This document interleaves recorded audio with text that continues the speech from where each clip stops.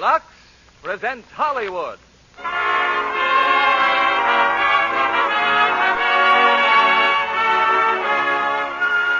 Lever Brothers Company, the makers of Lux Toilet Soap, bring you the Lux Radio Theater, starring Barbara Stanwyck and Burt Lancaster in Sorry, Wrong Number. Ladies and gentlemen, your producer, Mr. William Keighley.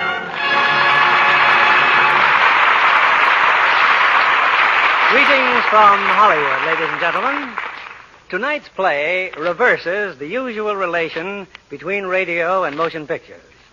Sorry, Wrong Number was first a radio drama, and it achieved such success on the air that Hal Wallace decided to make a picture of it.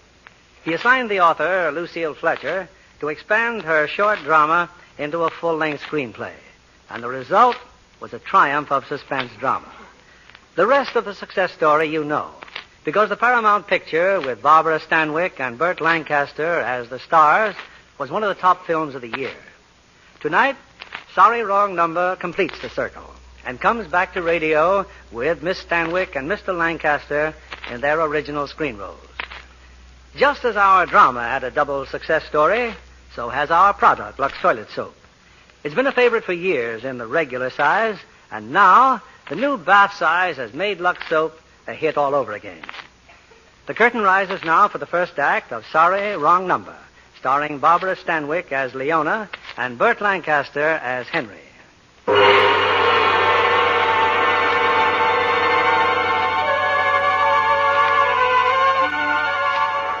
In the tangled network of a great city, the telephone is the unseen link between a million lives, servant of our common needs, confidant of our inmost secrets.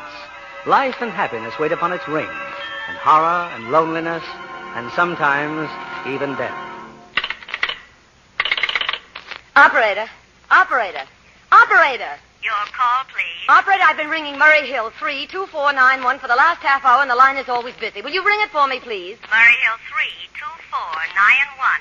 One moment, please. It's my husband's office. He should have been home hours ago. I can't think why that ridiculous wire should be busy. They always close that office at 6 o'clock. I am ringing your number. Thank you. Oh, it's busy again. Operator, the line is busy. Now, will you please... Hello? Hello, Mr. Stevenson, please. Hello? I want to speak to Mr. Henry Stevenson. Hello, George. Speaking. Hello, what number is this? Everything okay for tonight, George? Lance says the coast is clear. I beg your pardon, but I'm using this wire. What about the time? Still 11:15? 11:15. You got it all straight now? Hello? Yeah, I think 11 o'clock the private patrolman goes around to the bar on 2nd Avenue for a beer. Then I get in through the kitchen window. I wait until the train goes over the bridge in case her window is open and she should scream. Who is this? Hello? Lance says he doesn't want her to suffer long. You know me, George. And don't forget the jewelry. He wants it to look like a robbery, see? That's very important. Okay. Now let me check the... Hello. Oh, that's awful. That's horrible.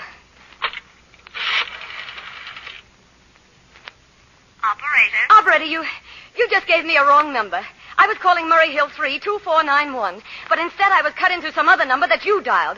The wires must have been crossed or something, and I just heard the most dreadful thing, a murder. Yes, madam. I want you to get that wrong number back for me at once. I'm sorry, madam. I do not understand. I just told you. You dialed a number for me. And then those horrible men came on, and, well, it's unnerved me dreadfully. I'm an invalid, I'll and I... connect you with the chief operator, madam. Well, do something, please. This is the chief operator. May I help you? What? Oh, yes, you may.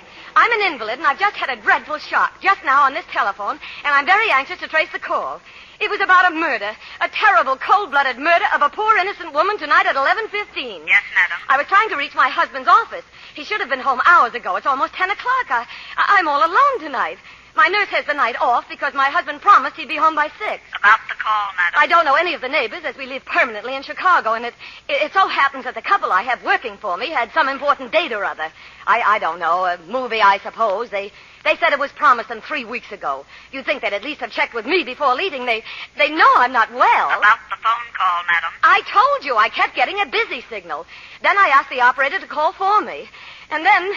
out of a clear sky, I was cut into this ghastly conversation between two killers. I suggest you call the police, madam. Oh, for heaven's sake, all this idiotic red tape. You just sit there and let people die.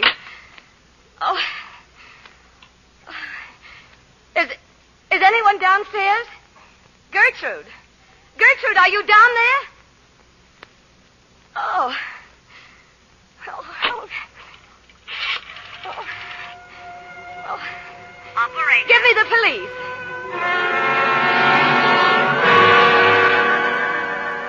I just told you, ma'am. First of all, there's a lot of people named George. As for the private patrolman on 2nd Avenue and the bridge, well, 2nd Avenue is a very long street. I don't care Do you about... happen to know how many bridges there are in Manhattan? Oh, this is insane. I tell you, a woman is going to be murdered. But a clue of this sort, why, it's not much more use to us than no clue at all. Unless you think there's something phony about all this. Phony? Or that somebody's trying to murder you. Me? Oh, that would be ridiculous. I mean, why should anybody? What have I... Yeah, you see, lady, you got nothing to worry Now, about. just a minute. All right, don't listen to me. Who cares? Oh, Henry, why did you leave me alone? Why did you leave me alone here? Oh, his secretary. Henry's secretary, she'd know. Her number's on the pad. Jennings. Miss Jennings. Elizabeth Jennings.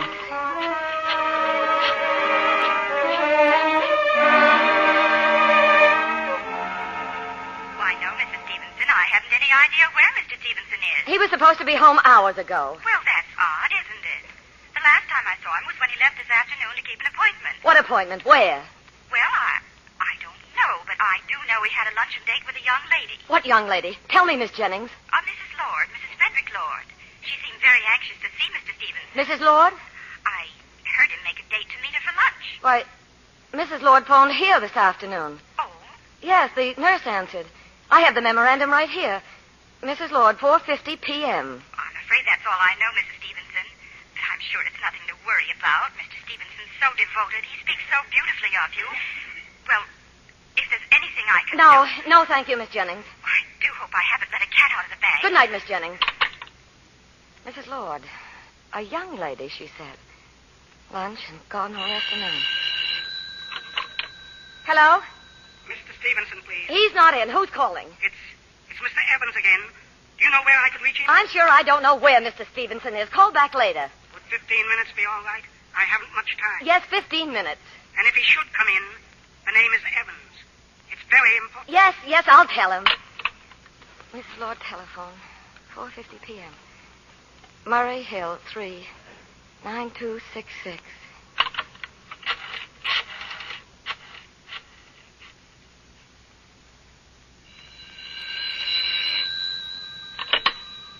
Hello? Is Mrs. Lord in? This is Mrs. Lord. Who's calling, please? Mrs. Henry Stevenson. It so happens my husband hasn't come home this evening. I thought perhaps you might give me some idea as to where... Yes, but I can't talk now. I can't hear you. Could I call you back? Call me back? Why? Is anything wrong? Leona, this is Sally. Sally Hunt. Sally Hunt? I'm sorry if I sound ridiculous, but I can't talk now. No, wait. If you're the Sally Hunt I used to know... I'll call you back as soon as I can, Leona. Hey, Sally, who was it? Just one of the girls, dear. She wanted a recipe. Hey, Joe would like a bottle of beer. You got any on ice? Oh, no, I'm afraid not. I'll run down to the store. Thanks, honey. And hurry back. Joe is dying.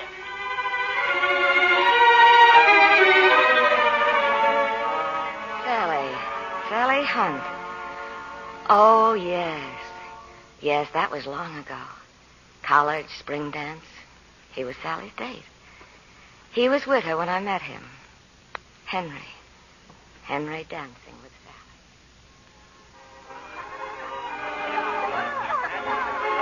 Hello, Leona. This is Mr. Henry Stevens. Hello, Henry. Well, can I cut in? If you don't mind, miss, where I come from, it's the man who does the picking. All right, go ahead. But why don't you get somebody your own speed? I'm sure there are better dancers around. Oh, you'll do all right, Henry. Leona knows her way around the floor. Thank you, darling. Well, Henry, let's dance. So your name's Cotterill, huh? No relation to, J.V. Cotterill. Distant. He's my father. Your father? Anything wrong with that? Oh, no, nothing wrong. What do they call you? The aspirineerist? You from out of town? Well, that depends on what you call out of town. Oh, I don't know. Harvard? I'm trying to be funny? Okay. What do you call out of town? Grasco. Oh. What college is up there? No college, Miss Cotterill. Just factories. I never even finished high school. Neither did my father. He always says if a man has talent for making money, why should he waste his time in school? I guess your old man ought to know. What do you say we sit the next dance out? Why? I've got a car, Mr. Stevenson, a brand new one. A Lagonda. Ever drive one? I never even heard of one. Besides, I'm with Sally. Oh, don't worry. She'll never miss you. But maybe I'll miss her. Why didn't you think of that? Oh, come on. Don't be silly. For once, I'm not kidding. Neither am I. So long, Miss Cotterill.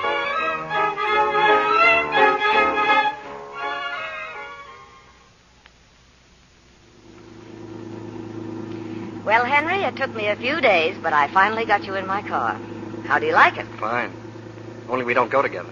It's a lot easier to see you here than, well, with Sally Hunt. I'd never put the two of you together in a million years. Why not? Oh, you're both so different. You belong in different worlds. Yeah. What are you stopping for? Why not? It's nice here. Sure, it's nice here. Take a look. This is Grassville. Stick around a few years and then see how much you'll like it.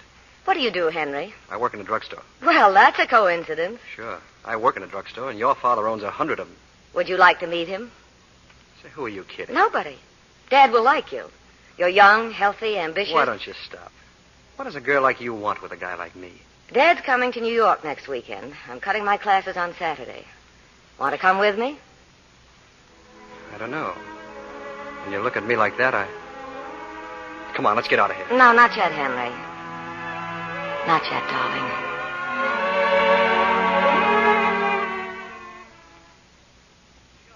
Sure, I like him, honey, but he's nobody, Leona. And what has he got? Nothing. And what did you have, Dad, when you started? Besides, I thought you said he was sort of engaged to that girlfriend of yours, that Sally something. Oh, that's all over with. Dad, I love him. Love him? Oh, come on. If I really thought you did, you know I'd be the first one. Oh, no. Don't start telling me that. Leona, what's the matter? You make me laugh. What does it really matter to you if I love Henry or not? All you want is for me to stay here with you for the rest of your life. You're afraid of losing me. Haven't I always let you do anything you ever wanted to do? But marriage is something else. I've worked hard. I built up a big business just for you. And you yourself wouldn't want to see some worthless clock of a husband, a guy who Let me alone. Leona, you don't please. care about me. You're thinking only of yourself and your business. You're hateful, selfish, and hateful. Leona, stop it, dear. You'll make yourself sick. And what good is your wonderful money and your wonderful business if I'm dead? Yes, that's what you want to do, drive me into my grave. You don't care just as long as your business is safe. How can you say things like that? Oh, go away. Don't touch me. Don't you dare touch me. Darling, listen to me. I don't mean to.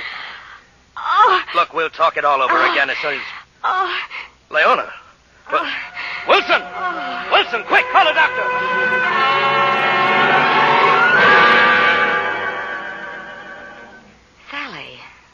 Sally Hunt. I took Henry away from her. She couldn't stand it. Even after all these years, she couldn't stand it. Going to him today, seeing him in his office. Hello? Leona, this is Sally again. I'm sorry I had to be so mysterious before, but I just couldn't talk at home. My husband was there. Well, this is all certainly rather odd, to say the least. Oh, this whole thing must seem very peculiar to you, Leona. Hearing from me after all these years.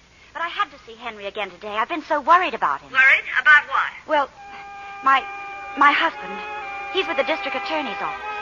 And a couple of weeks ago... Something funny, Sally. Here in the newspaper about an old boyfriend of yours. Old boyfriend? Yeah. Remember Henry Stevenson? Oh. Pictures in the paper. Mr. and Mrs. Henry Stevenson, she's the former Leona Cotterill of Lake Forest, Illinois, have taken a house for the summer in Sutton Place. Mrs. Stevenson, in poor health for several years, is here to consult with specialists.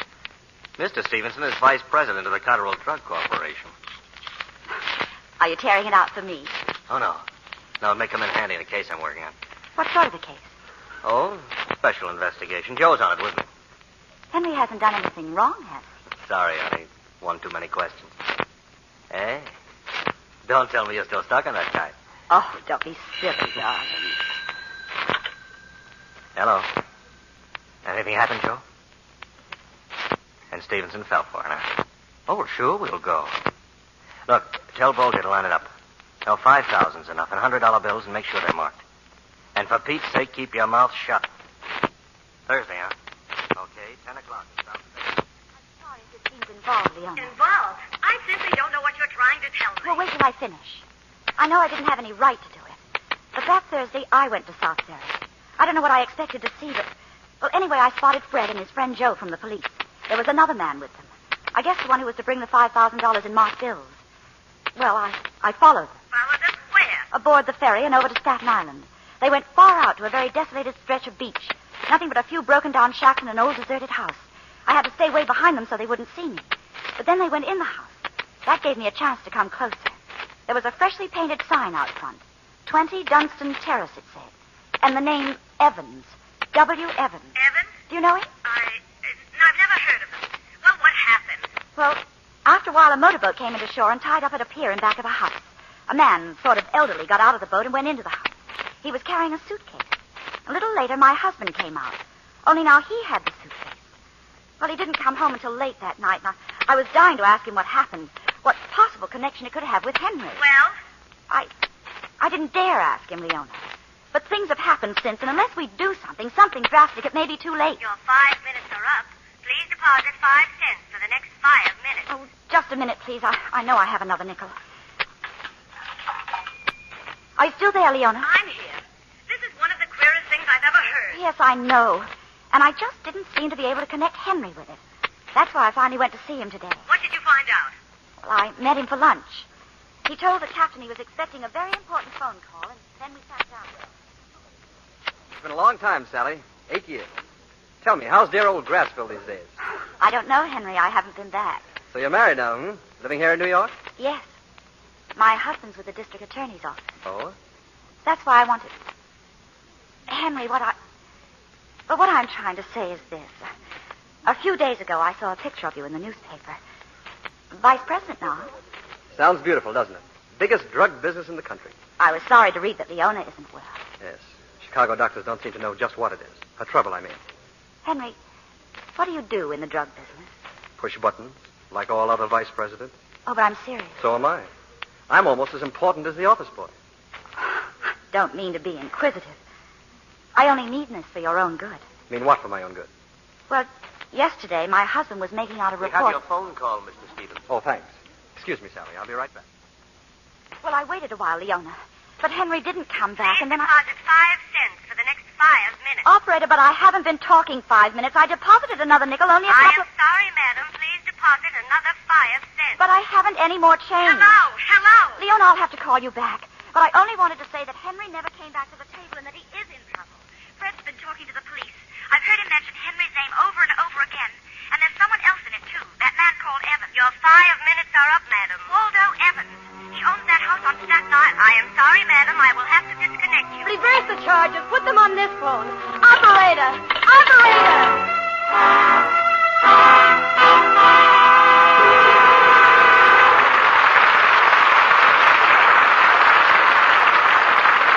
In a few moments, we'll bring you Act 2 of Sorry, Wrong Number. Now, here's Libby Collins, our Hollywood reporter. Well, Libby, that was a gala evening we all had at the premiere of 20th Century Fox's new picture, 12 O'Clock High. Yes, indeed. And for one person in particular, it must have been the thrill of a lifetime. I'm thinking about our little Lux girl, Jackie Barnes. The winner of the national contest for the prettiest 15-year-old Lux girl. Mm-hmm. Jackie was an honored guest at the premiere. She certainly was a radiant youngster. She got more compliments than she could count that evening. Well, that's the way it is with Lux girls, Libby. You know, Jackie was telling me how impressed she was with 12 O'Clock High. As everyone was. It's always good news when Gregory Peck heads a cast. And this time, I think he has the best role of his career. Yes, he makes the tough commander of a wartime bomber group an unforgettable personality. It's a gripping story you feel intensely. The dangerous flying sequences, the day-by-day strain those men endured. The whole cast is magnificent. 12 O'Clock High is one picture, Libby, where the men take the honors. Yes, except for Joyce McKenzie. She plays the one feminine role. Makes her debut in pictures as the Army nurse. There's another lovely Lux girl. She is indeed, John. Like so many successful young actresses, she finds Lux toilet soap gives her complexion just the care it needs. Recent tests by skin specialists prove that Lux Soap Care really works. In actually 3 out of 4 cases, skin became softer, smoother in a short time. No wonder Lux Toilet Soap is the leading beauty soap, not only in Hollywood, but all over the country. If you haven't tried it, why not begin your Lux Soap facials tomorrow? Remember, 9 out of 10 screen stars recommend this gentle protecting care. Now, our producer, Mr. William Keeley.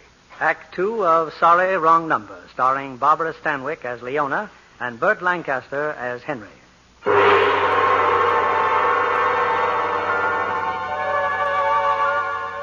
It's a moment or so later. Through an open window, the night air drifts slowly in Leona's window. heavy with the heat of a New York summer. Leona lies motionless on the bed, and the sounds of the night become magnified. The tugboats on the river, the hum of distant traffic, the muffled roar of a train passing over a bridge, and then suddenly... Hello? Leona, this is Sally again. Can you hear me? I can hear you. I'm calling from the subway station. The stores around here are all closed. I've just been home, Leona, and some more has happened. That house on Staten Island, the one I told you about, well, it was burned down this afternoon. The police had captured 3 men, but this Waldo Evans escaped. But who is Waldo Evans? And for heaven's sake, what's his connection with my husband? I still don't know, Leona, but I do know the whole thing has something to do with your father's company. Oh, that's absurd. My father called me from Chicago this afternoon. He never mentioned a word. Now, look, who's been arrested and why? 3 men, and I don't know why. And why do you think Henry's one of them? I didn't say that. I only know that somehow he's terribly involved. Did anyone say he was going to be arrested? No, not exactly. Then what are you talking about? Why are you calling me like this? Are you still jealous that I took Henry away from you? Can't you bear to see me happy? Can't you stop telling lies and making trouble even now? Leona, I can't talk anymore. Then I'm right. You are just trying to make trouble. No. Fred and Joe, they're coming down the subway platform. If my husband should see me here... Leona, I've got to hang up. Hello? Oh.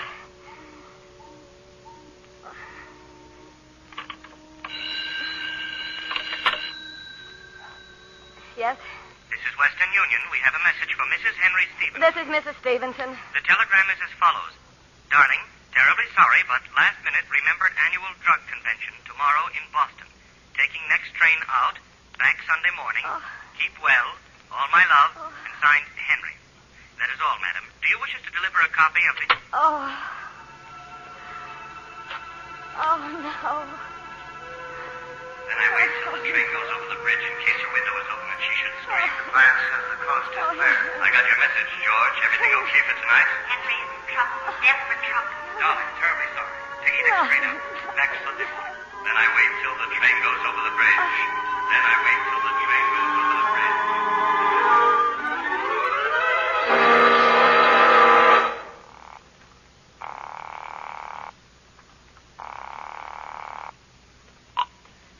Hello?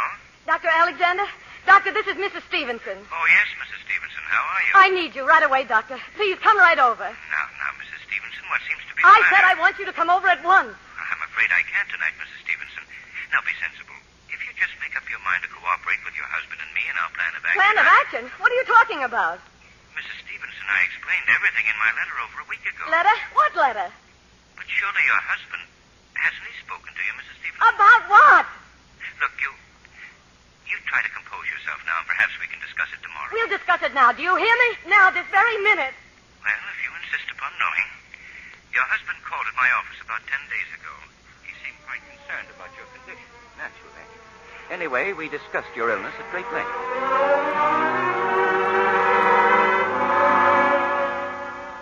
Still a puzzle to me, Doctor. I still don't know what's wrong with her.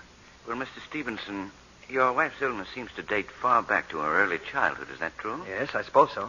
But you knew nothing about it when you married her? No, not till after a couple of years. You see, we were living with her father then, in Lake Forest. I remember early one morning. Why did you do that, Henry? Why did you send the maid for my handbag? Why? Because there's something in it that I need. Well, how much money do you want? I'm sorry to disappoint you, Leona, but this time it isn't money. Simply that I wrote Ferguson's telephone number in your notebook last night. And I want to call him. We have a date for lunch. You know perfectly well you're having lunch with me today. I know, Leona, but I won't be able to make it. This date with Ferguson's rather important. Oh? More important than me, I suppose? Oh, it isn't that, Leona. It's just that... Well, it's about a job. You have a job. What on earth are you talking about? Leona, I've been meaning to say this to you for weeks. I just don't belong in your father's business. Who says you don't? I do. I say it.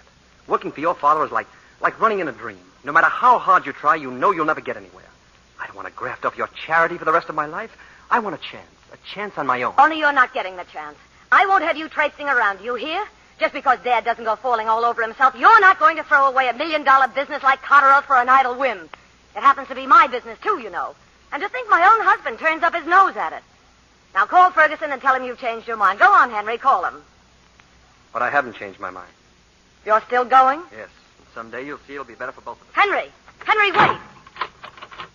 Oh, that's a little silly, isn't it? Locking the door. You're not going, Henry. Not as long as you're my husband. Oh, come on, Leona. Give me that You key. can't do it. You can't do this to me. Nobody's ever done it. Nobody. Will you please stop and give me that Henry, key? please. If you love me at all. Henry, I beg you.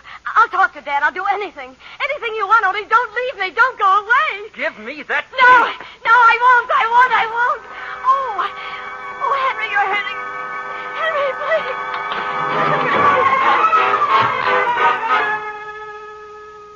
Your husband told me, Mrs. Stevenson, that in spite of your opposition, he had lunch that day with Mr. Ferguson. When he got home that evening, he said your father was waiting for him at the door, angry and worried. All right, Henry. Come in the library. I want to talk to you. What's the matter? Where's Leona? Leona's in bed. She had an attack. A heart attack. She almost died. Heart attack? Did you two quarrel this morning? Yes, but what's that? Weren't you supposed to have lunch with Leona? Yes, but I had to see someone else. Look, Mr. Cotterill, if you don't mind, I'd like to see Leona. You'll see Leona when she's ready to see you. Just in case you don't know it, Leona's had a heart condition since childhood. Her mother died of it the day Leona was born. Leona can't stand being treated the way you did this morning. She never has been before, and she's not going to be now by you or anyone else. And what happens if once in a while I have an opinion of my own? I don't give a hoot about your opinions, Henry. Have them. Think anything you like. But while you're in this house, you'll do what my daughter tells you to do.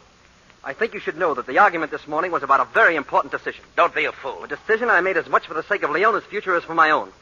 Was it for her that you had lunch with Ferguson? Well, did you get the job? No. No, I didn't. And I'll tell you why you didn't. It so happens I'm a pretty good customer of Ferguson's. I buy more than $2 million worth of dyes every year. Now, who do you think he's going to care about, you or me?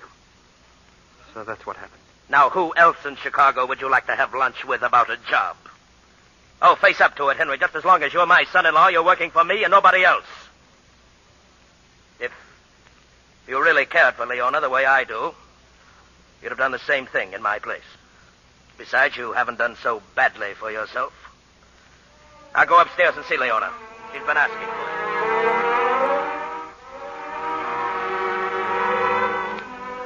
Well, Mrs. Stevenson, as I say, we discussed all these things in my office 10 days ago, your husband and I. I asked Mr. Stevenson how long this heart attack of yours lasted. Oh, she got well right away, Doctor. Maybe I should have pulled out then and there. But I didn't pull out. Somehow I couldn't. Her father wasn't altogether wrong. I hadn't done too badly for myself.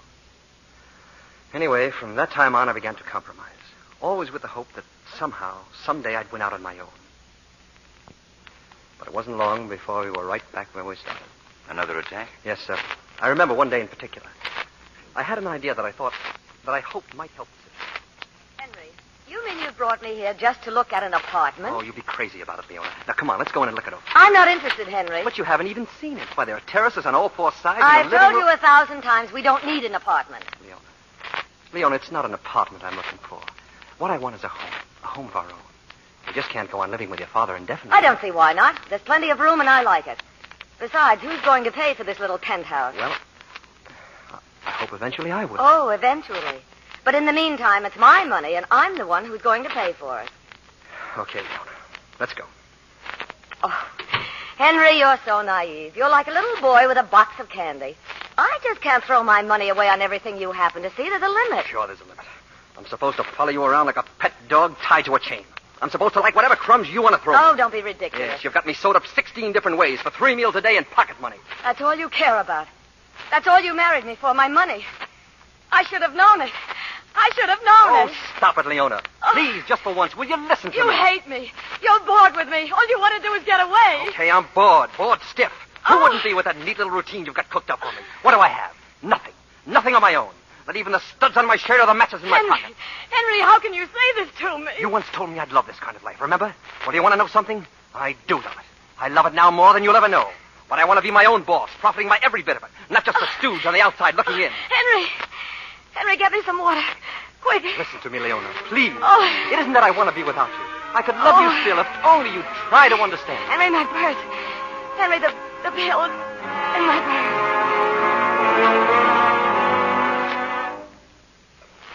That attack kept her in the hospital nearly 3 weeks, Doctor. At the time, I thought it was all my fault. But no matter what I did, her attacks increased in violence and became more frequent. About a year ago, Leona, she just seemed to give up hope of ever getting well. She took to her bed more or less permanently. It was my idea to come to New York and see you. The doctors in Chicago said she didn't have much of a chance. Anyway, we rented the house on Sutton Place, and here we are. Believe me, it's been more and more like a nightmare. Mr. Stevenson, there's absolutely nothing wrong organically with your wife's heart. Nothing wrong? I've examined her thoroughly. And what you've just told me confirms what I've thought from the start. And that is? Her condition is mostly mental. Mental?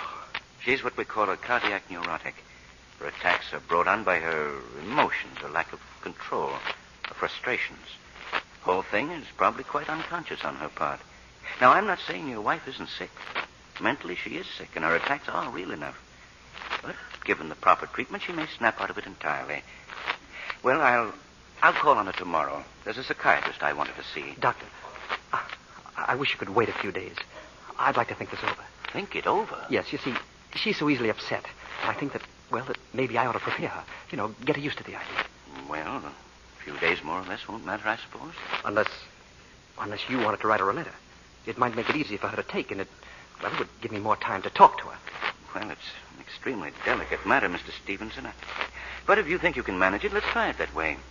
Give me a ring in a couple of days. Meanwhile, I'll write the letter. Thanks, Doctor. Thanks for everything.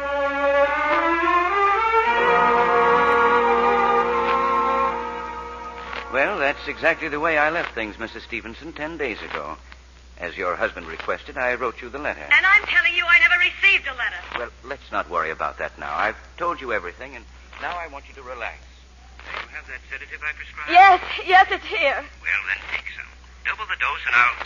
Liars! Liars! Liars! Liars!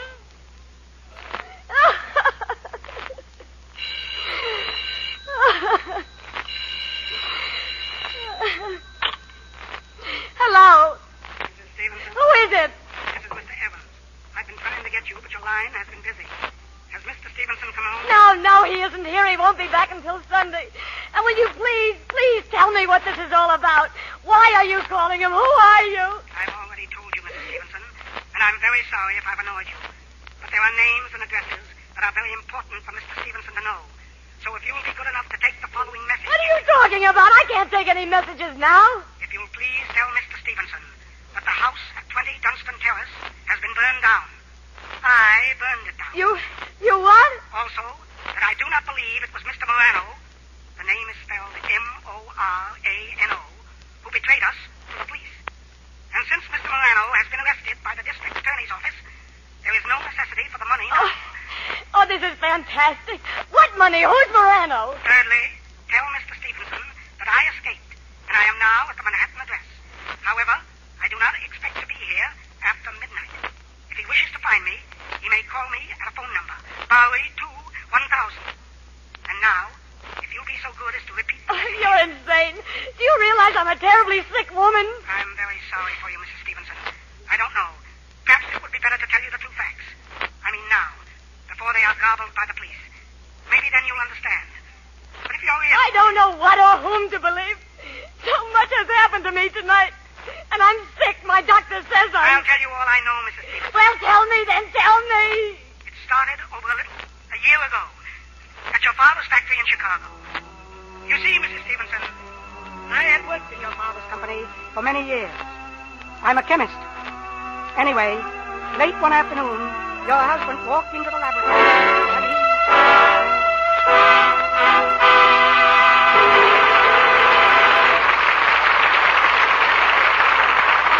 We pause now for station identification. This is CBS, the Columbia Broadcasting System.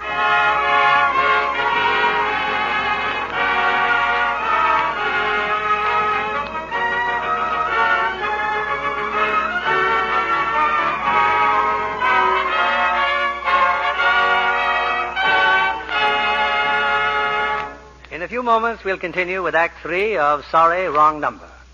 Our guest tonight is Barbara Ann Knutson, young Paramount starlet.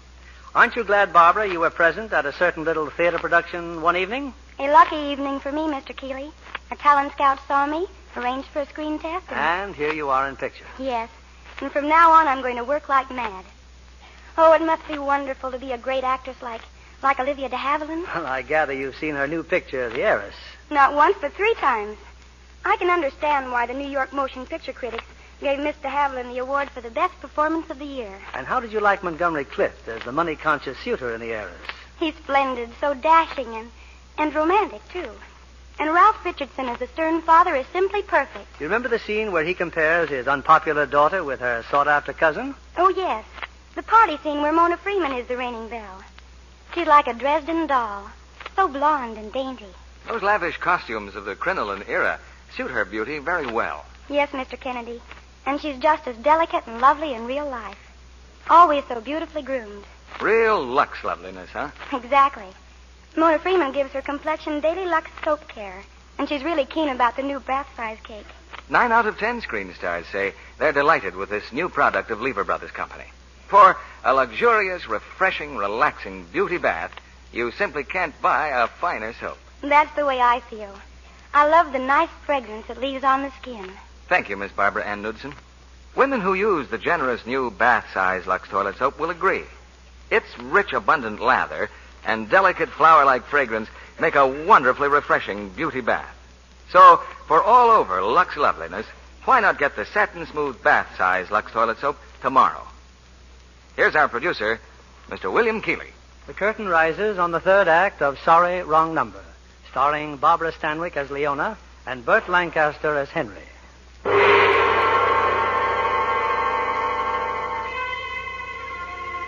get in through the kitchen window. I wait till the train goes over the bridge. 11:15. You got it all straight now? 11:15.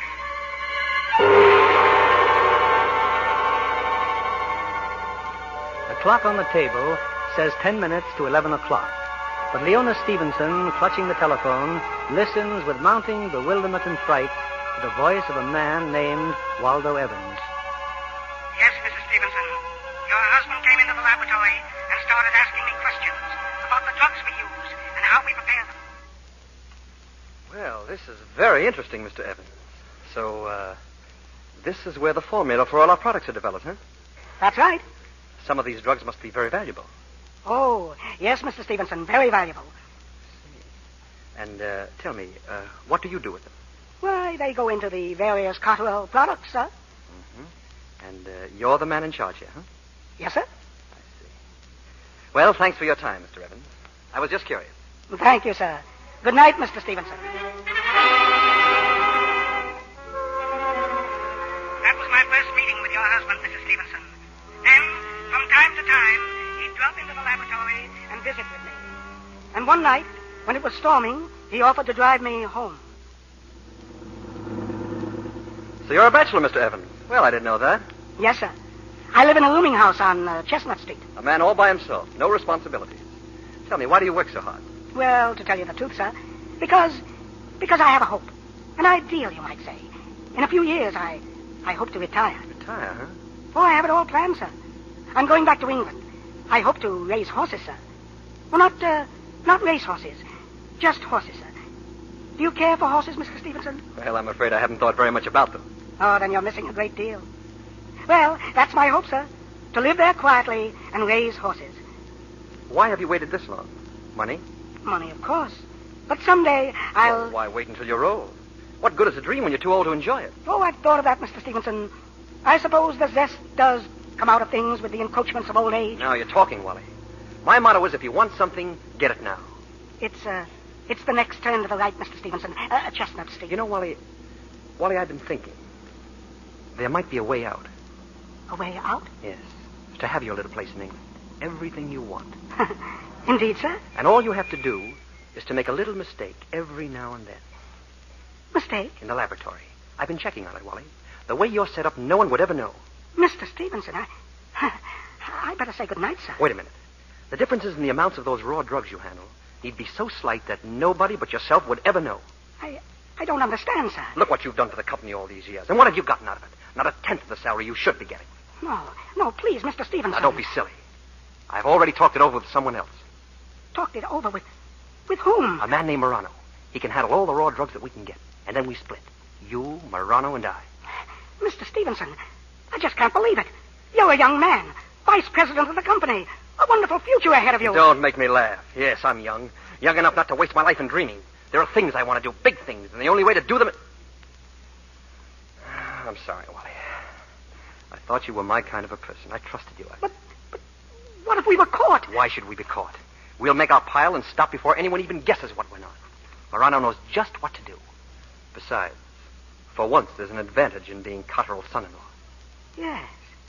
Yes, I see. I thought you would, Wally. Well, partner, we're in business.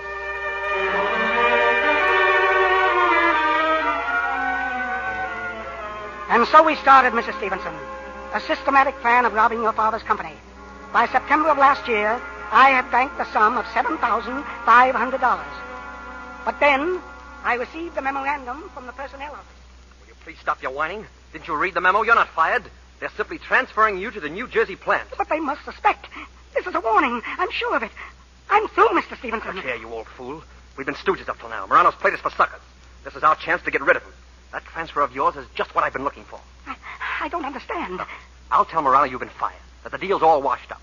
Meanwhile, you're back there in New Jersey. We'll operate on our own, and we'll split Morano's share between us. But I'm just a chemist, Mr. Stevenson. I don't know anything about disposing of drugs. But I do. I know all about it. Now listen. The Cotterell plant in New Jersey is in Bayonne. And just across the bay from Bayonne is Staten Island. I happen to know a little about Staten Island. About 6 weeks later, we began operations, Mrs. Stevenson, on Staten Island, New York. Our headquarters was an old abandoned house, 20 Dunstan Terrace. There, twice a week after work, I would come from your father's plant in Bayonne. And there, Mr. Stevenson would telephone me or mail me his instructions from Chicago. A little over 3 months ago, Mr. Stevenson arrived in New York. A few nights later, when I went to 20 Dunstan Terrace, I found that your husband was not alone.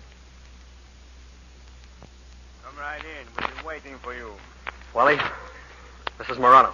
Morano? You didn't expect me, did you, Mr. Evans? Well, neither did Mr. Stevenson. But here I am. You see, I have ways of finding things out. For instance, ever since the two of you broke off our pleasant little association in Chicago, I find you've accumulated a rather large bank account. Am I right? What about it? I'm warning you right now, Morano. Don't you try any funny business. Relax, Mr. I'm warning you. I said relax. Sure, you're a big, strong guy, Mr. Stevenson, but mussing me up won't get you anywhere. You see, I merely represent an organization. Well, we had what you might call a board meeting, and the vote was 7-1 against you. Now, that's pretty serious. That's like a death sentence. Cut it short, Morano. What do you want? Mr. Stevenson, please give them what they want. Mr. Morano, you can take everything I've got. Shut up.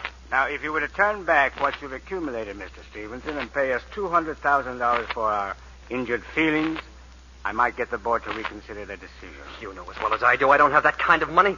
But you have such wonderful connections. A millionaire father-in-law, a very rich wife. Yes, a lot of good that does. Why do you suppose I went into this racket? But I thought I read somewhere about your wife being sick. Very sick. What about it? Well, she has life insurance, hasn't she? Made out in your name? Now, I'm pretty sure the board would give you, say, 90 days to raise the money on something like that. Why 90 days? Isn't that what the doctor in Chicago said? She wouldn't get better? Yes, that's what he said, but...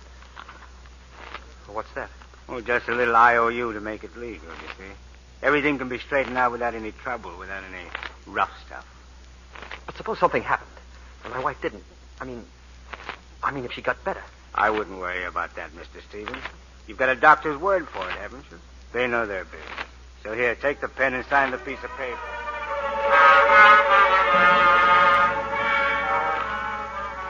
What I have just told you, Mrs. Stevenson, took place 3 months ago. I need not describe Mr. Stevenson's distress when the IOU became due last Wednesday. As I understand it, Mr. Stevenson saw Mr. Morano, but his request for an extension was refused. And now, inasmuch as I have already given you the final message, I believe the rest explains itself quite simply. Mr. Evans, where is my husband? Where is Mr. Stevenson now? I wish I knew. Perhaps if you tried the Bowery number. The Bowery number? What Bowery number? The one I gave you when I first started to talk. Mrs. Stevenson, I'm afraid I must ask you to check it all. I can't. I'll repeat it once more. Point 1, the house at 20 Dunstan Terrace was burned down this afternoon. I did it. Point 2, I escaped. Point 3, Mr. Morano has been arrested, so it will not be necessary to raise the money. Point 4, it was not Mr. Morano who told the police. Just give me the Bowery number, the one for my husband. Point 5, I am at the Manhattan address now, but I'm leaving, and may be found at Bowery 2-1000. Bowery 2-1000. Yes, after midnight. Good night, Mrs. Stevenson, and thank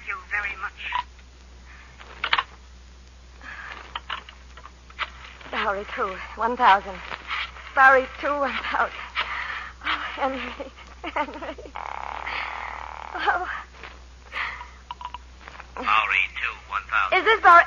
Is Mr. Stevenson there? Mr. Who? Stevenson, Mr. Henry Stevenson. I was told to call by a Mr. Evans. Just a minute, I'll see. Stevenson? Yes, Stevenson. Hold on. Hello? Yes? No, he's not here, ma'am. Oh, well, Mr. Evans said he might be expected. Could I leave a message? Message? Now, look, lady, if this is your idea of a joke... Oh, please help me. What number is this? What am I calling? Bowery 2, 1000. The city morgue. Oh!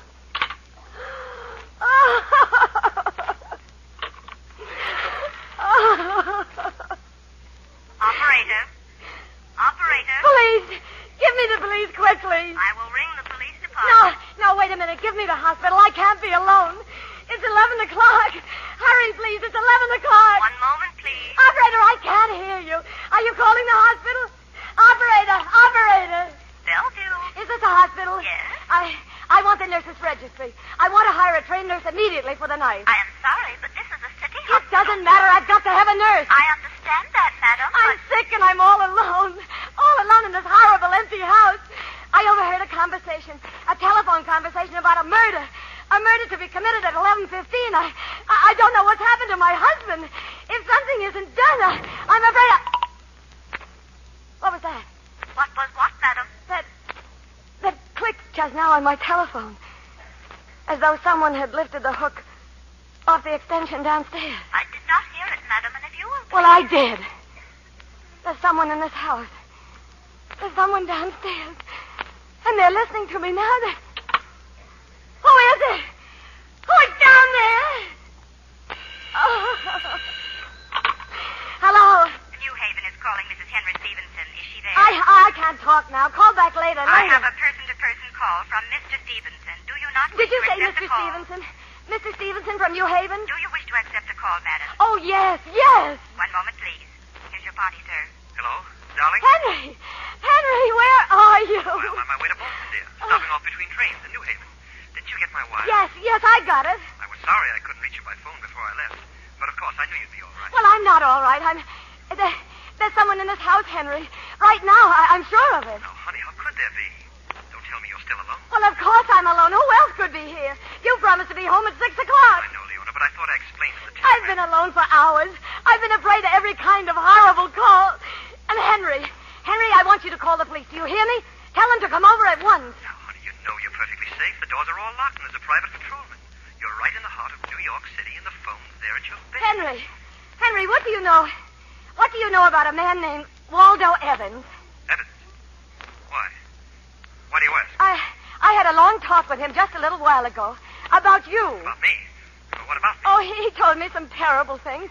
Some of it sounded insane, but some of it, maybe it was true. You mustn't listen to every crackpot that calls you up, dear. Now just try to forget him. He said you'd been stealing from Dad's company. Is that true, Henry? Leona, of course it's not true. Well, he left some kind of a message for you that the house on Staten Island had been burned down and that the police knew everything and that Morano had been arrested and... Henry, are you still there? Yes, I'm here. They said you were a criminal, Henry, a desperate man. And Evans said you wanted me to die. Leona. And that money, Henry, that money those people wanted. Why didn't you ask me for it? Why, I'd have given it to you gladly if it would have saved your life. I'll give it to you now if it isn't too late. That's all right. Forget about it. I didn't mean to be so awful to you, Henry. I only did it because I loved you, and I thought you didn't love me, and that you'd go away and leave me. Leona. Yes? I want you to do something. Will you forgive me first, Henry, will you? I want you to try to get out of bed. Please, Henry, please. Leona, listen to me. I try can't. to get out of bed. I can't get out of bed. You've got to.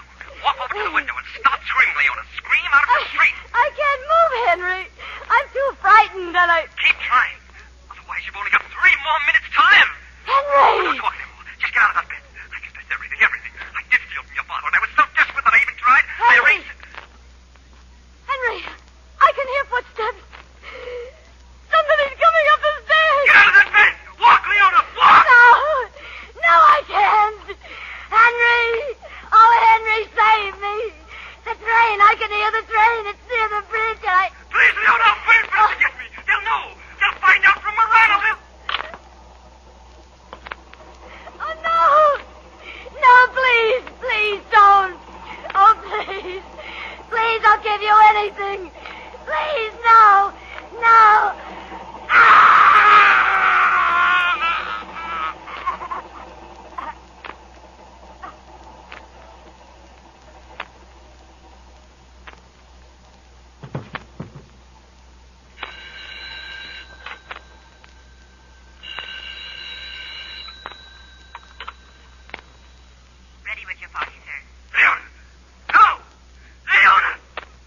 Sorry. Wrong number.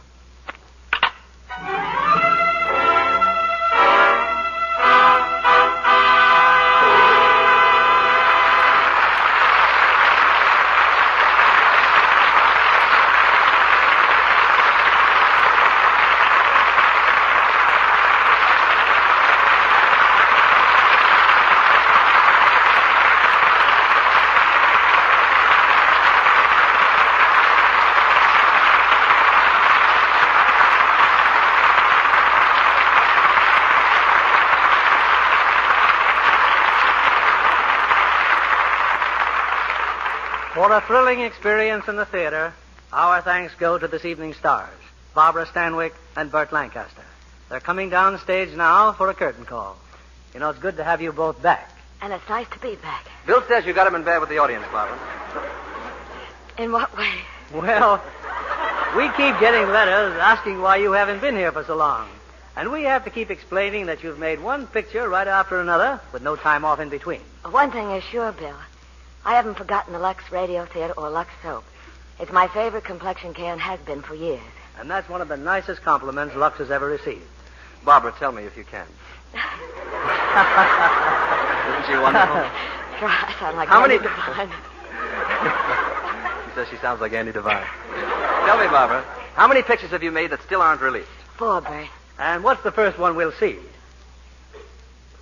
The Hal Wallace production, Thelma Jordan. Oh, yes, Wendell Corey's in that, too. You know, when you and Hal Wallace get together on a picture, we know it's going to be a hit. Bert, I hear you are off for New York in a few days. Yes, I've just finished my own Norma F.R. production of The Hawk and the Arrow at Warner Brothers. And now I'm going to New York to see a few shows and take a brief vacation. Well, your last vacation you spent out on the road with a circus as an acrobat. Nothing like that this time? Not unless you have to be an acrobat to get tickets to South Pacific. Bill, tell me, what's next Monday's show? Next week, Bert, one of America's best-loved characters will return to this stage. The gentleman I'm talking about is Mr. Belvedere. And our play is the 20th Century Fox hit, Mr. Belvedere Goes to College. Naturally, we'll have the original Mr. Belvedere here to play the part, the amazing Clifton Webb. And besides Mr. Webb, we have 2 other stars, Colleen Gray and the popular Robert Stack. A great comedy and the return of Mr. Belvedere all on next Monday night. Everybody will love it, Bill. Good night. Good night. Good night, and thank you. Ladies and gentlemen, there's a great deal of vague and sentimental talk about the American economic system. But here are some cold facts. Since 1910, we have increased the income of each household from $2,400 to about $4,000. And the figures are in dollars of the same purchasing power. We've done it by increased production, and yet we work 18 hours less each week for this extra money. This is the miracle of America.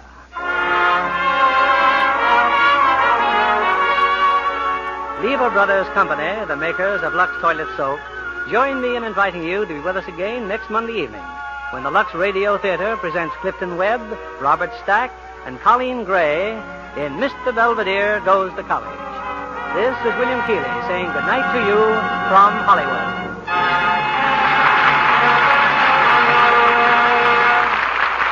Our play was adapted by S.H. Barnett, and our music was directed by Louis Silvers.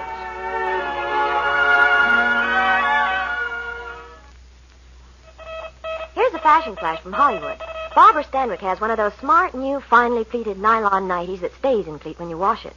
Of course, she insists on Lux Flakes care for it just as she does for all her lovely lingerie.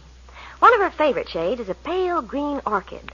This spring, you'll be seeing more and more delicate and unusual colors in slips and nighties. So play safe. Wash them with gentle Lux Flakes. Tests prove that wrong washing soon fades colors, often tears delicate lace. Lux Flakes Care keeps pretty slips and nighties new-looking 3 times as long. Use Lux Flakes to give your nice washables that lovely Lux look. This is your announcer, John Milton Kennedy, reminding you to join us again next Monday night to hear the Lux Radio Theater presentation of Mr. Belvedere Goes to College, starring Clifton Webb, Colleen Gray, and Robert Stack. Stay tuned for My Friend Irma, which follows over these same stations.